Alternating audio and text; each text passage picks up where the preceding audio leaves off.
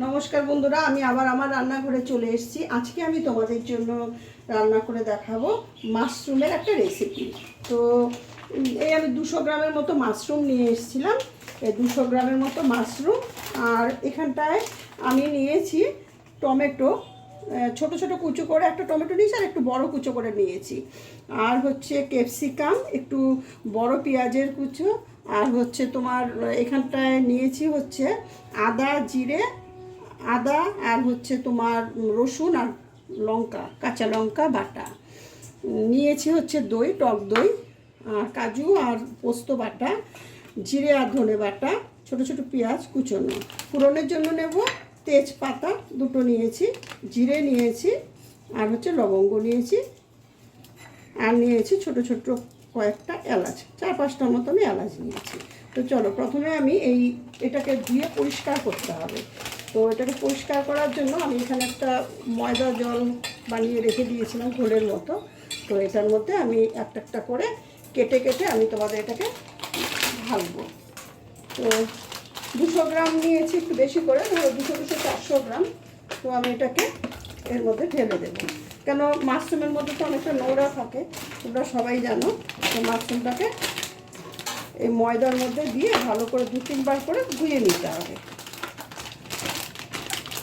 এটাকেও আমি ঢেলে দিলাম, দিয়ে না এটাকে আমি এরকম করে 2-3 বার করে, তাহলে দেখো এইভাবে না আমি ময়দা দিয়ে একবার ধুয়ে, বাকি এমনি জল দিয়ে 3-4 বার করে এইগুলোকে ধুয়ে নিয়েছি, পরিষ্কার করে নিয়েছি একদম ধুয়ে। দেখো জলটা একদম পরিষ্কার হয়ে গেছে, এরকম সাদা জল যখন বেরোবে তখন ভাববে যে মাশরুমটা ভালো করে ধোয়া হয়ে গেল। এবার এই মাশরুমটাকে না এখান থেকে এরকম দেখো করলে একটা পাতলা লেয়ারের মতো বেরিয়ে আসছে। দেখো একটা পাতলা একটা লেয়ারের মতো বেরিয়ে আসছে।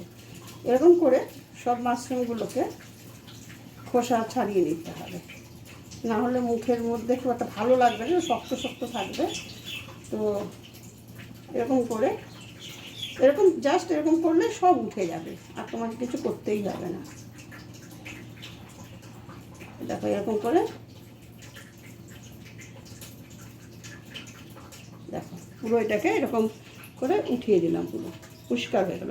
এরকম করে সবগুলোকে আমি করে নেব। তাহলে দেখো মাশরুমগুলো আমি ছাড়িয়েছি, এতগুলো খোসা বেরিয়েছে, আর দেখো মাশরুমটা একদম এরকম পরিষ্কার হয়ে গেছে। এবার আমি খোসাগুলোকে সাইডে সরিয়ে রাখবো,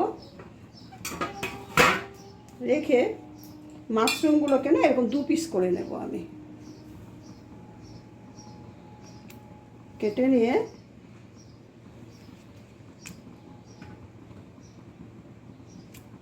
একটু বড় বড় করে এরকম করে সব মাশরুমগুলোকে এরকম করে কেটে নেব। ছোটোগুলো 2 পিস করব, আর বড়গুলো এরকম তোমার 4 পিস করে নেব। তাহলে এটাকে না পুরোটা তোমরা সাদা তেলে করবে।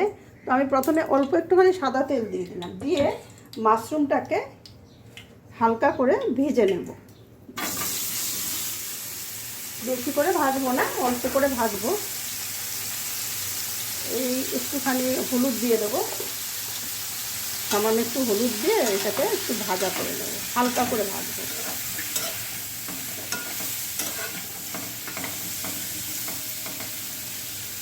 জাস্ট 2 মিনিটের মতোই ভাজবো, বেশি ভাজবো না এটাকে।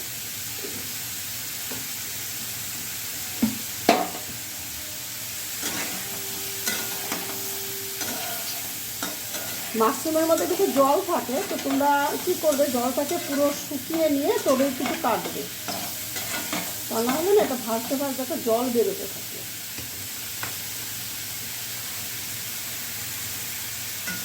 দেখো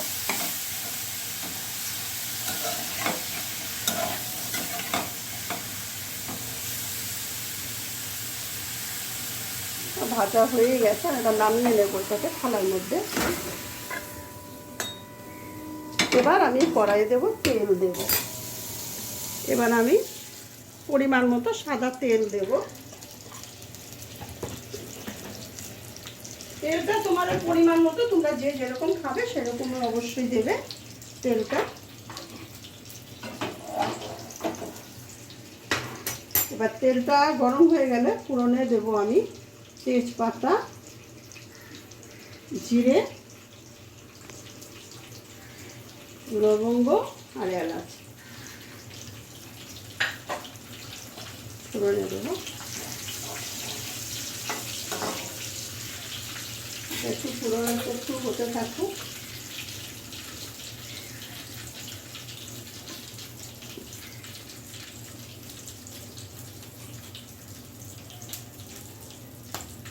ফোড়নটা একটু বেশ সুন্দর একটু গন্ধ আসবে। তারপরে আমি ছোট ছোট পেঁয়াজগুলো একদম ছোট করে কুচিয়ে রেখেছিলাম সেইগুলো দিয়ে দিলাম।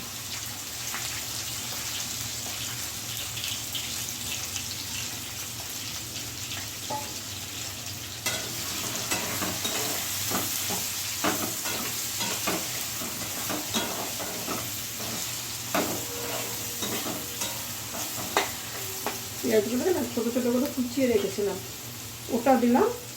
আর লঙ্কা তোমাদের আমি বলেছিলাম যে রসুন, লঙ্কা আর আদা একসাথে কাঁচা লঙ্কা পেস্ট করে রেখেছিলাম, তো ওটা আমি যেহেতু 400 গ্রাম করেছিলাম আমি 2 চামচের মতো করে দিয়ে দিলাম এর মধ্যে।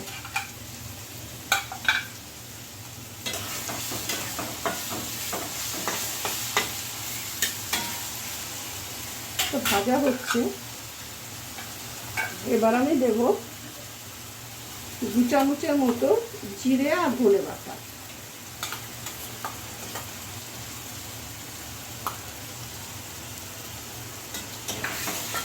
লঙ্কাটা কিন্তু আমি কাঁচা লঙ্কা দিয়েই করবো, যার জন্য আমি এর মধ্যে বেশ 4টে মতো কাঁচা লঙ্কা দিয়েছি। এবার আমি কাঁচা লঙ্কা দিয়ে করবো, তোমরা যদি কেউ শুকনো লঙ্কা আর গুঁড়ো দিতে চাও তো তোমরা অবশ্যই দিতে পারো।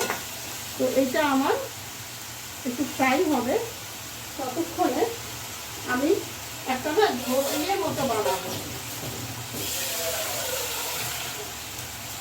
এই ক্যাপসিকামগুলো আছে না জলের মধ্যে, ক্যাপসিকামগুলো দেবো।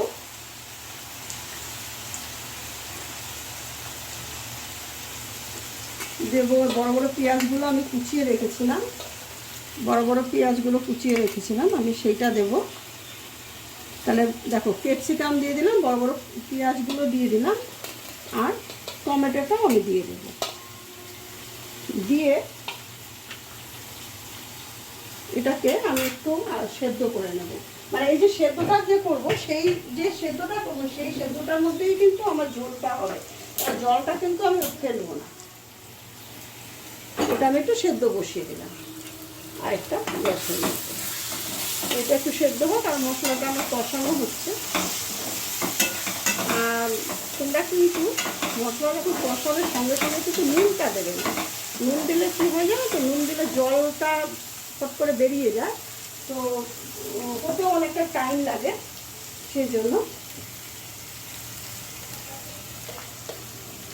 এবার আমি দিলাম 1 চামচের থেকে বেশি একটু হলুদ।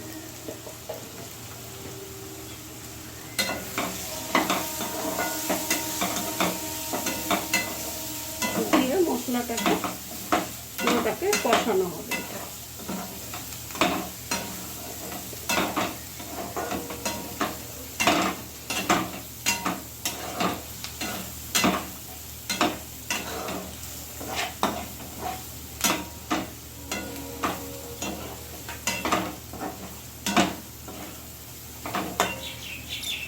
মশলাটা ঠিক যখন একটু ফ্রাই হয়ে যাবে, ভালো করে কষানো হয়ে যাবে, তখন আমি ওর মধ্যে নুন দেবো, কিন্তু তার আগে কিন্তু নুনটা দেবো না।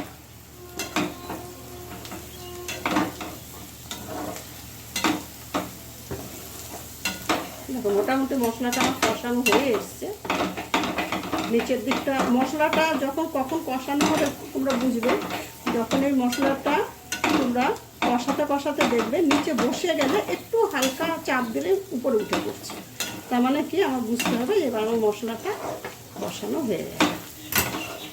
দেখো এরকম দিলে মশলাটা আমি এরকম দিয়ে এরকম একটুখানি করে এরকম করলে মশলাটা দেখো মিশে যাচ্ছে পেঁয়াজের সাথে।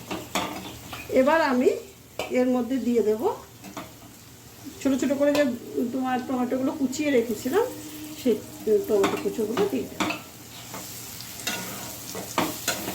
টমেটো কুচোটা দিয়ে এবার আমি পরিমাণ মতো দেব নুন। নুনটা যে যেমন অবশ্যই পরিমাণ মতো করে দেবে। আমি 2 চামচ হাত দিয়ে দিলাম, এবারে 2 চামচের মতো পরিমাণে দিয়েছি।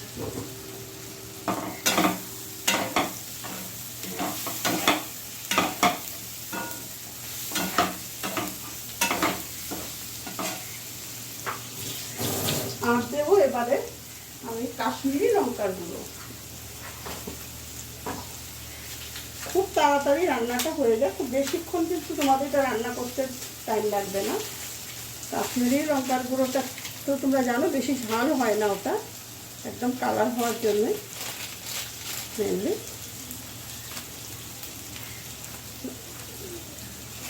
এটা আমি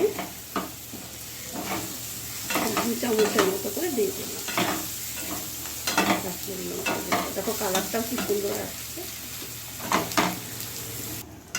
তাহলে দেখো মশলাটা কত সুন্দর কালারও হয়েছে, একদম লাল মতো হয়ে গেছে কালারটা, খুব সুন্দর কালার এসছে। এবার আমি এর মধ্যে দই 4-5 চামচের মতো দই রেখেছিলাম, দইটা দিয়ে দেবো। অ্যাকচুয়ালি যতটা করবে, যে যতটা করবে সে পরিমাণ হিসাবে দিতে হবে। আমি যেহেতু 400-র মতো তোমার নিয়েছিলাম, ওই মাশরুম নিয়েছিলাম, সেই জন্য আমি দইটাও তোমার এই 4-5 চামচই দিয়েছি। কিন্তু দইটা দেওয়ার সময় একটু করে দিতে হবে, দইটা না কেটে যায়, এটাই হচ্ছে মেন কারণ। একটুখানি গ্যাসের আঁচটাকে একটু কমিয়ে দেবে, কমিয়ে দিয়ে তারপরে তুমি এটা করবে।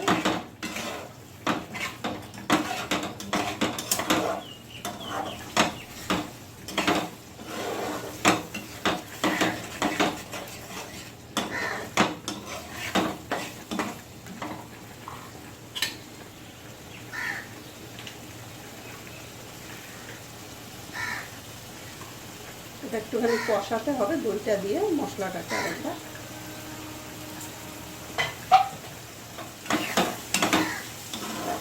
গ্রেভিটা দেখো কত সুন্দর একটা কালার এসছে।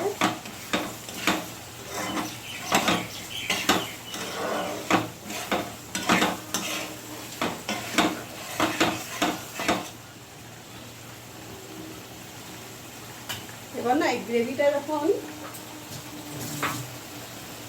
মোটামুটি একটা সুন্দর কালার হয়েছে, আমি এর মধ্যে 1 চামচের মতো চিনি দেব। ওটা অপশনাল, দিলেও দিতে পারো, নাও দিতে পারো, কিন্তু বাঙালিদের একটু মিষ্টি মিষ্টি খাবার, ওই জন্য আমি একটুখানি মিষ্টি মিষ্টি একটুখানি তোমার চিনিটা দিয়ে দিলাম। দিয়ে এবার আমি পোস্ত আর দেখো 1 বাটির মতো পোস্ত আর কাজু বাদাম বাটা একসঙ্গে মিশিয়ে রেখেছিলাম, সেটা দিয়ে দিলাম।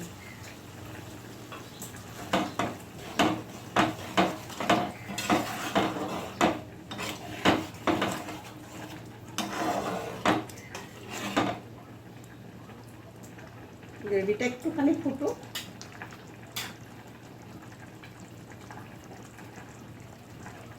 সামান্য একটু ফুটেছে। এবার আমি মাশরুমগুলো দিয়ে দেব।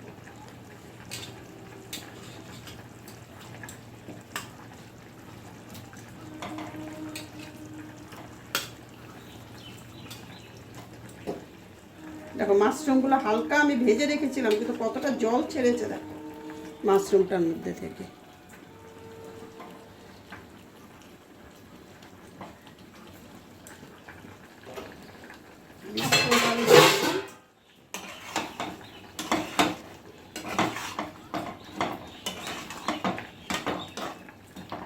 মাশরুমটা দেওয়ার পর আমি তো তোমাদের বলেছিলাম যে একটা সেদ্ধ টাইপের মতো বানাবো আমি। ওই ক্যাপসিকাম আর তোমার ওই ক্যাপসিকাম আর টমেটো আর পেঁয়াজ। তো এটা না আমি পুরোটা জলটা দেবো না, কেন যেহেতু আমার ওখানটায় অনেকটাই হয়ে গেছে, তো ওই জন্য আমি এটা একটু ফুটুক,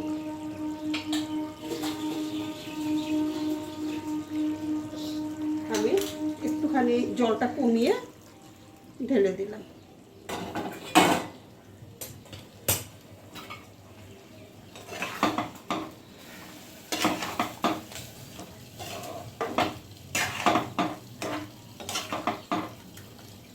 এবার এটাকে আমার কাজ হচ্ছে কিছুক্ষণ ধরে আমি এটাকে একটু সেদ্ধ হতে দিতে হবে। বেশিক্ষণ লাগে না, 10-15 মিনিটের মতো। তোমার ওটাকে একটুখানি ঢেকে দেবো, ঢেকে দিয়ে একটু সেদ্ধ করতে দেবো। তাহলে আমি ঢাকাটা সরিয়ে যখন দেখলাম আমার এইরকম হয়েছে, এবার আমি এর মধ্যে দেবো গরম মশলা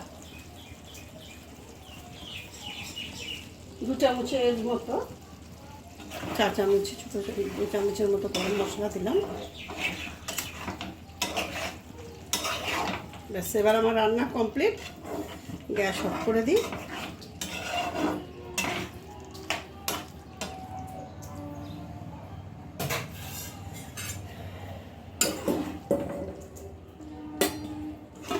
নামিয়ে দিচ্ছি।